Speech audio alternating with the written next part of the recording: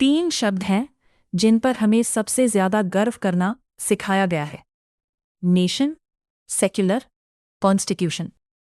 लेकिन क्या हो अगर मैं कहूं कि इन तीनों शब्दों की जन्म कुंडली में एक ही जगह लिखी है, और वो जगह कोई पार्लियामेंट नहीं बल्कि यूरोप के धर्म युद्ध है। ये तस्वीर 1520 की है। ये आदमी है मार्टिन लूथर, पोप का फरमान चलाता हुआ। इस आग से यूरोप का धर्म बदला, और आज की वीडियो में देखेंगे इसी आग से निकले वो तीनों शब्द जो आज हमारे संविधान तक पहुंचे हैं। नमस्ते, India that is Bharat series का चौथा चैप्टर, और अब तक का सबसे जरूरी। पिछली बार कॉलोनियलिटी प्रकृति और क्लासरूम तक पहुंची थी। आज वो पहुंचेगी कानून तक, संविधान तक, यानी उस जगह तक जहां से पूरा देश चलता है। शुरू करते हैं एक जानी पहचानी जगह से, फौज। ब्रिटिश इंडियन आर्मी में भर्ती एक डॉक्ट्रिन से होती थी, मार्शल रेसेस, यानी कुछ नस्लें लड़ाकू हैं, बाकी नहीं। पूरी आर्मी धर्म और जाति की लाइनों पर संगठित की गई। और किताब कहती है, जाति को देखने का जो चश्मा उस दौर में गढ़ा गया, उसकी छाप आज तक हमारी समझ पर है। यही फॉर्मूला बर्मा में चला, अफ्रीका में चला, डच ईस्ट इंडीज में चला। सरकारी नौकरियों में कन्वर्ट हुए लोगों को तरजीह, जैसे सेलोन के क्रिश्चियन सिन्हलीस। मकसद, समाज को बटा हुआ रखो और इतना निर्भर बना दो कि खुद नेटिव मानने लगे, अगर ये चले गए तो हम तो बिखर जाएंगे।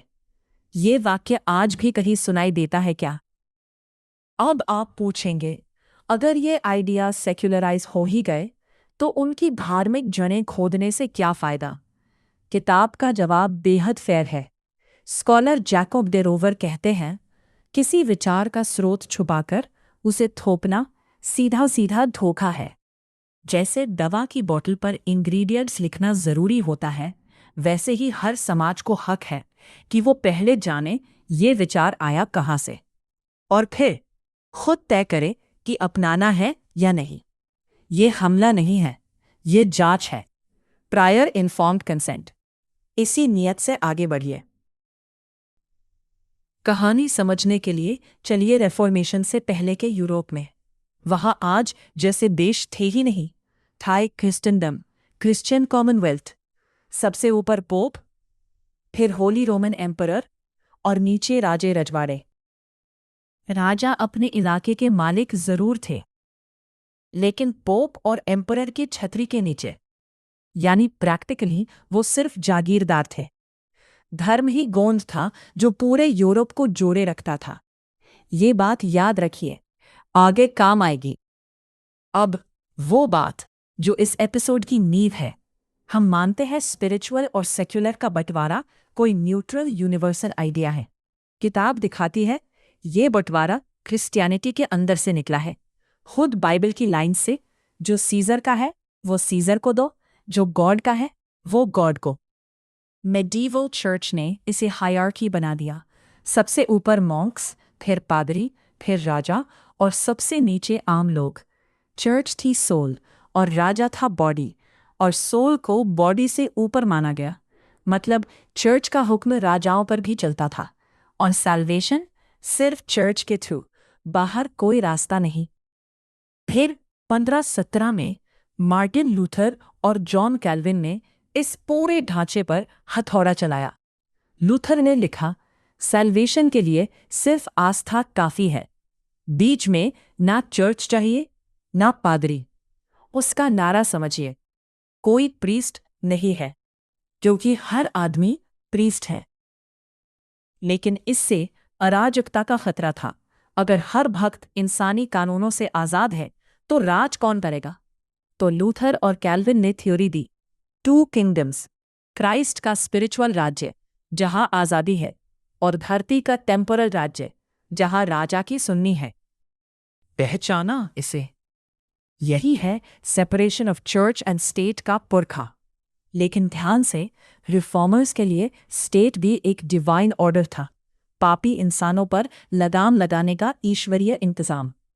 इसीलिए डी रूवर इसे कहते हैं क्रिश्चियन सेक्युलर गवर्नमेंट, सेक्युलर लेकिन क्रिश्चियन फ्रेमवर्क के अंदर। अब वो बात जिसके लिए ये पूरा इतिहास समझना जरूरी था। रेफॉर्मेशन का चर्च विरोधी चश्मा कॉलोनाइजर अपने साथ कॉलोनीज में लाया और भारत आकर उसने वही कहानी दोहराई, बस किरदार बदल दिए। कैथोलिक चर्च की विलेन वाली भूमिका ब्राह्मण्स को दे दी गई। और सोचिए हमें स्कूल में क्या पढ़ाया गया कि बुद्धिज्म, जैनिज्म, सिखिज्म, ब्राह्मणिज्म के खिलाफ रिफॉर्म मूवमेंट्स थे। किताब कहती है ये धार्मिक इतिहास की सच्चाई नहीं, प्रोटेस्टेंट रेफॉर्मेशन की कहानी का इंडियन रीमेक है जो हिस्ट्री बनकर टेक्स्ट बुक में छप गया। सेक्शन 2 में इसका पूरा हिसाब होगा। आगे की कहानी तेज रफ्तार में। 1521 पोप के कहने पर लूथर को हेरेटिक घोषित किया गया, उसके विचारों पर बैन। लेकिन विचार बंदूक से नहीं रुकते, रेफॉर्मेशन पूरे यूरोप में फैल गया। एक 1555 पीस ऑफ ऑग्सबर्ग, एक ऐतिहासिक फॉर्मूला आया, कोयुस रेगियो एउस रेलिजियो, जिसका राज उसका धर्म। हर राजा अपने इलाके का ऑफिशियल क्रिश्चियन डिनोमिनेशन खुद चुनेगा। गौर कीजिए, राज्य की पहचान धर्म से तय हो रही है। लेकिन कैल्विन वालों को इस डील से बाहर रखा गया। नतीजा 1618 में फूटा यूरोप का सबसे भयानक धर्म युद्ध, 30 Years वॉर। 30 साल तक क्रिश्चियन से लड़ता रहा इस सवाल पर कि सच्चा क्रिश्चियनिटी किसका है। और फिर आई वो तारीख जिससे नेशन स्टेट का जन्म प्रमाण पत्र लिखा जाता है, 24 अक्टूबर 1648, पीस ऑफ वेस्टफेलिया। स्कॉलर्स मानते हैं आज की दुनिया का हर देश, हर बॉर्डर, हर सॉवरेंटी का आइडिया इसी संधि की औलाद है। लेकिन जरा शर्तें पढ़िए। इस संधि ने जिसका राज उसका धर्म को ही पक्का किया। हर राज्य अपना ऑफिशियल क्रिश्चियन डिनोमिनेशन चुनेगा, पोप की दखलंदाजी के बिना। यानी ये वॉर सेक्युलर स्टेट्स बनने के लिए नहीं लड़ी गई थी, बल्कि स्टेट रिलीजन चुनने के हक के लिए लड़ी गई थी। और माइनॉरिटीज का मतलब उसी क्रिश्चियनिटी के दूसरे डिनोमिनेशन के लोग जिनकी पब्लिक पूजा मेजॉरिटी डिनोमिनेशन की मेहरबानी पर थी। पोप इनोसेंट एक्स ने इस संधि को नल, वॉइड, डैमिनेबल घोषित किया। तो संधि में पहले से क्लॉज था, पोप के विरोध की कोई कीमत नहीं। नेशन स्टेट पैदा हुआ था, क्रिश्चियन पैदा हुआ था, सेक्युलर वो बाद में कहलाया। वेस्टफेलिया का साइड इफेक्ट समझिए। अब यूरोप में ढेर सारे सॉवरेन स्टेट्स थे, हर एक को अपनी नेशनल आइडेंटिटी और अपना खजाना चाहिए था। तो स्पेन और पोर्चुगल की देखा देखी सब कॉलोनीज की रेस में कूद पड़े। इस रेस का ईंधन था अमीर एरिस्टोक्रेट्स और हुक्मरानों का गठजोड़, जिससे मर्केंटिलिज्म निकला और स्कॉलर्स के मुताबिक आगे चलकर कैपिटलिज्म। और मैदान न्यू वर्ल्ड यानी नॉन क्रिश्चियन दुनिया, हमारी दुनिया, धर्म और राष्ट्र की मिलीजुली होड़ का मैदान हम बने। एक सेकंड रुकिए। जिस सेक्युलर शब्द को हम धर्म से आज़ादी समझते हैं, वो जिस लड़ाई से निकला वो दो धर्मों की लड़ाई भी नहीं थी, एक ही धर्म के दो फिरकों की लड़ाई थी, कैथोलिक बनाम प्रोटेस्टेंट। ये बात आज से पहले कभी किसी ने बताई थी? सोचते रहिए, अभी 2 झटके और बाकी हैं। अब वेस्टफेलिया की सबसे लंबी छाया, इंटरनेशनल लॉ। 19वीं सदी में पश्चिम ने एक कसौटी बनाई, स्टैंडर्ड ऑफ सिविलाइजेशन। जो समाज इस पर खरा उतरे वो सिविलाइज्ड नेशन, बाकी अनसिविलाइज्ड, जिन्हें सभ्य बनाना पश्चिम की जिम्मेदारी। और ये कोई पुरानी बात नहीं है। इंटरनेशनल कोर्ट ऑफ जस्टिस का स्टैट्यूट 1945 का डॉक्यूमेंट आज भी लागू।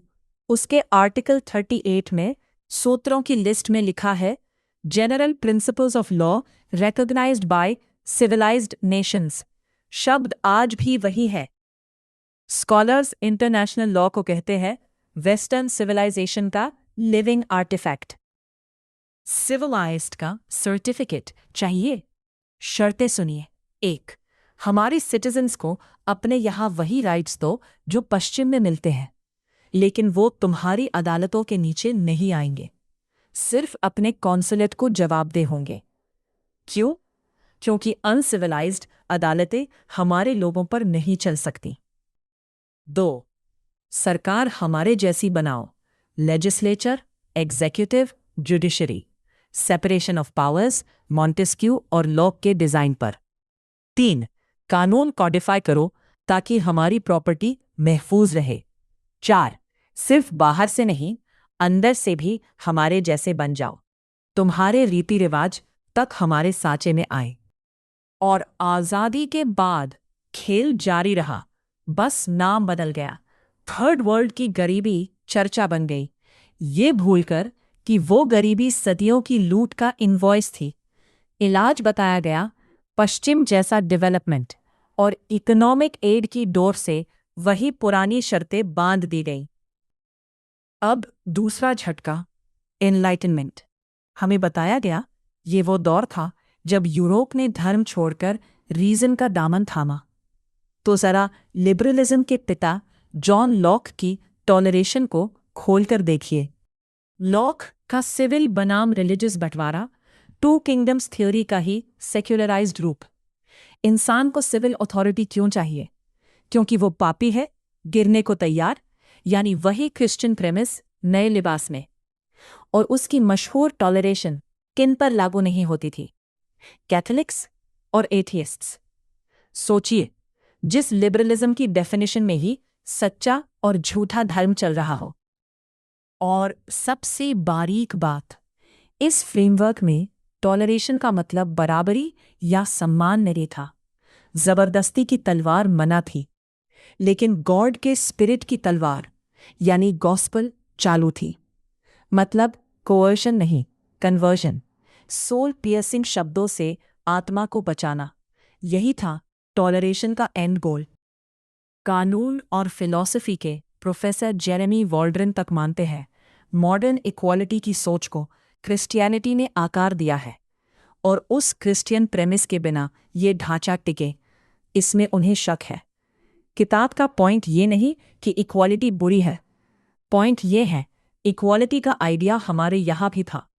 हर समाज को हक है कि वो उसे अपने अनुभव से डिफाइन करे। और अब तीसरा झटका जो सबसे जोर से लगेगा, इमैनुअल कैंट, यूनिवर्सल मोरालिटी का सबसे बड़ा नाम, दुनिया को नैतिकता पढ़ाने वाला फिलोसोफर। उसकी अपनी किताबें उठाइए। 1766 में उसने लिखा, एक कारीगर की काली चमड़ी ही इस बात का सबूत है कि वो जो बोलेगा वो बेवकूफ़ी होगी। हिंदूज़ के बारे में उसकी राय, इन्हें आर्ट्स तो सिखाई जा सकती है, लेकिन साइंस नहीं, क्योंकि एब्स्ट्रैक्शन की काबिलियत इनमें है ही नहीं। और नेटिव अमेरिकन्स को उसने रखा नस्ली सीढ़ी के सबसे निचले डंडे पर। ये व्यूज़ किसी बहकी जवानी के नहीं थे। 40 की उम्र से 71 साल तक अपनी सबसे मशहूर किताबों के दौर में कांट यही मानता रहा। किताब का सवाल सीधा है, जो दुनिया को इक्वालिटी पढ़ा रहे थे और साथ में नस्लों की हायरार्की को साइंस बता रहे थे, उनके यूनिवर्सल वैल्यूज़ को बिना जांचे सिर आंखों पर क्यों रखा जाए? तो एनलाइटनमेंट का हिसाब कीजिए, क्या उसने कॉलोनियलिज्म पर सवाल उठाया? इसका कोई सबूत नहीं। उल्टा सच्चे धर्म वाली सोच ने सिविलाइजिंग मिशन को और ईंधन दिया। कुछ थिंकर्स ने नेटिव्स पर जुल्म का विरोध जरूर किया, लेकिन कॉलोनाइजेशन प्रोजेक्ट का नहीं। और जो यूनिवर्सल थ्योरीज बनी, इक्वालिटी की, मोरालिटी की, उनमें इंडिजिनस समाजों से डायलॉग कहाँ था? कहीं नहीं। हमारे विचारों को इंसानी सोच की हाई टेबल पर कुर्सी नहीं मिली। हम सिर्फ सब्जेक्ट थे, पार्टिसिपेंट नहीं। किताब इसे कहती है एनलाइटनमेंट प्रोटेस्टेंट सोच के सेक्युलराइजेशन की दूसरी लहर। अब ये सारे धागे जोड़िए। आज़ाद होते वक्त हर कॉलोनी के सामने एक ही फॉर्म रखा गया, नेशन स्टेट। क्लब के नियम पहले से लिखे थे। सॉवरेंटी की डेफिनेशन तय, नेशन की डेफिनेशन तय। इंडिजिनस कंट्रीब्यूशन की गुंजाइश 0। जो सांचे में ना ढले वो वर्ल्ड ऑर्डर का आउटलायर। और सबसे भारी कीमत किसने चुकाई? भारत जैसी प्लूरल सिविलाइजेशंस ने। हमारी एकता हजारों साल से जी जाती थी। वो किसी एक भाषा, एक एथनिसिटी या धर्म की क्रिश्चियन डेफिनेशन से नापी नहीं जा सकती थी। लेकिन नेशन स्टेट के दबाव में हर पहचान, असली या गढ़ी हुई, इन ग्रुप बनाम आउट ग्रुप की दरार बनने लगी। कंपेटिटिव नेशनलिज्म हमें विरासत में यहीं से मिला। और इन दरारों को संभालने के लिए हर नए देश को एक डॉक्यूमेंट दिया गया, कॉन्स्टिट्यूशन। जरूरत की चीज थी, इसमें शक नहीं। लेकिन किताब कहती है धीरे धीरे ये मीन्स एक एंड बन गया और फिर धर्म ग्रंथ। किताब का सबसे तीखा वाक्य सुनिए। कॉलोनियलाइज्ड नेशन स्टेट ने आधुनिक मार्टिन लूथर का चोला पहन लिया और नई बाइबल यानी कॉन्स्टिट्यूशन के नाम पर नेटिव को रिफॉर्म करने का अभियान छेड़ दिया। स्टेट का हर अंग एक दूसरे से होड़ करता है, नेटिव को मॉडर्न बनाने की होड़। ये तीसरी लहर है, पहले रेफॉर्मेशन फिर एनलाइटनमेंट। और अब किताब का सबसे बोल्ड ऑब्जर्वेशन, ध्यान से सुनिए क्योंकि ये आर्ग्यूमेंट है, गाली नहीं। पुराने क्रिसेंडम में एक अनइलेक्टेड संस्था थी जो धर्म से लेकर राजकाज तक हर सवाल पर आखिरी फैसला देती थी, रोमन कैथोलिक चर्च। किताब पूछती है डीकॉलोनाइज्ड देशों में वही कुर्सी आज किसके पास है? जुडिशरी के पास, अनइलेक्टेड, जवाबदेही से परे, सेक्युलर से लेकर धार्मिक मामलों तक, मोरालिटी का आखिरी शब्द। फर्क बस इतना, चर्च सच्चे गॉड के नाम पर रिफॉर्म करती थी, ये संस्थाएं यूरोपियन सिविलाइजेशन की इमेज में रिफॉर्म करती हैं। चैप्टर 1 का सबरीमाला केस याद कीजिए, अब पूरा सर्कल दिखेगा। जमीन पर इसका मतलब क्या है?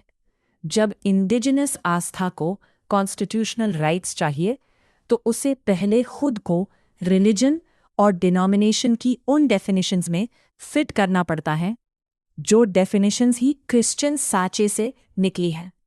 हजारों साल पुरानी परंपराएं 500 साल पुरानी पॉलिटिकल थियोलॉजी के फॉर्म भरती हुई। शर्तें वही पुरानी लिखित स्क्रिप्चर दिखाओ, पीपल ऑफ द बुक वाली उम्मीद, और रीजन की कसौटी पार करो, प्रोटेस्टेंट चश्मे वाली। फेल हुए तो ठप्पा तैयार, ऑर्थोडॉक्स, ट्रेडिशनल, एनाक्रोनिस्टिक। अमेरिका में 1978 का रिलीजियस फ्रीडम एक्ट होने के बावजूद नेटिव अमेरिकन्स की सेक्रेड साइट्स सड़कों के लिए तोड़ी गईं, डेवलपमेंट के नाम पर। जाना पहचाना लग रहा है। और यहाँ किताब एक ऐसा सच कहती है जो गिनती की पूरी बहस पलट देता है। भारत जैसे देशों में इंडिजिनस परंपराओं के असली प्रैक्टिशनर्स असल में माइक्रो माइनॉरिटी है, अपनी ही मेजॉरिटी के अंदर माइनॉरिटी, क्योंकि मेजॉरिटी का बड़ा हिस्सा खुद कॉलोनियलाइज्ड है और वो मेजॉरिटी ग्लोबल स्तर पर खुद एक माइनॉरिटी। फिर भी मेजॉरिटी का ठप्पा लगाकर उनसे उम्मीद की जाती है अपनी हिस्ट्री पर चुप रहो, टॉलरेंस साबित करते रहो और प्रोसेलाइटाइजेशन को बराबरी का खेल मानो, क्योंकि कॉन्स्टिट्यूशनल फिक्शन कहती है सारी आस्थाएं एक जैसी हैं, जबकि पिछले 500 साल का स्कोरबोर्ड सबके सामने है। तो क्या कॉन्स्टिट्यूशन को मानना गलत है? बिल्कुल नहीं। किताब साफ कहती है अलीजेंस समझ में आता है। कॉलोनियलिटी वहां शुरू होती है जहां कॉन्स्टिट्यूशनल पेट्रियटिज्म अपनी ही इंडिजेनिटी के खिलाफ हथियार बन जाए, जहां मकसद हो पुराने मालिकों को साबित करना, देखो हम भी सिविलाइज्ड हैं, तुम्हारे बराबर है। किताब का रास्ता दूसरा है, कॉन्स्टिट्यूशन को ही डीकोलोनियलाइज करो, ताकि वो इंडिजेनिटी को रिफॉर्म करने का नहीं, उसकी हिफाजत करने का डॉक्यूमेंट बने। क्योंकि जिस मिट्टी में कोई सभ्यता जन्मी, अगर वही उसकी इज्जत नहीं तो दुनिया में कहाँ होगी। अब आखिरी सवाल आपके लिए, नेशन, सेक्युलर, कॉन्स्टिट्यूशन, इस एपिसोड से पहले ये शब्द आपके लिए क्या थे? और अब इन्हें सुनकर मन में पहला सवाल क्या उठेगा? कमेंट में लिखिए। और हाँ, असहमत है तो वो भी लिखिए। ये सीरीज बहस के लिए ही बनी है। को चलते चलते वही 15 पीस की आग याद कीजिए। उस आग से निकले शब्द आज हमारे आईडी कार्ड्स पर हैं, अदालतों में हैं और हमारी जुबान पर है। किताब का मैसेज ये नहीं कि इन शब्दों को जला दो। मैसेज ये है, इनकी जन्म कुंडली जानो, फिर अपनी मर्जी से अपनी शर्तों पर फैसला करो। यही तो प्रायर इन्फॉर्म्ड कंसेंट है। अगले एपिसोड में सेक्शन 1 का आखिरी अध्याय और शायद सबसे ज़रूरी, डीकोलोनियलिटी असल में है क्या, और उतना ही ज़रूरी क्या नहीं है। ना जेनोफोबिया, ना नफ़रत, ना एथनो नेशनलिज्म। बीमारी 4 एपिसोड में समझी। अब इलाज की डेफिनेशन। सब्सक्राइब कीजिए, मिलते हैं वहीं।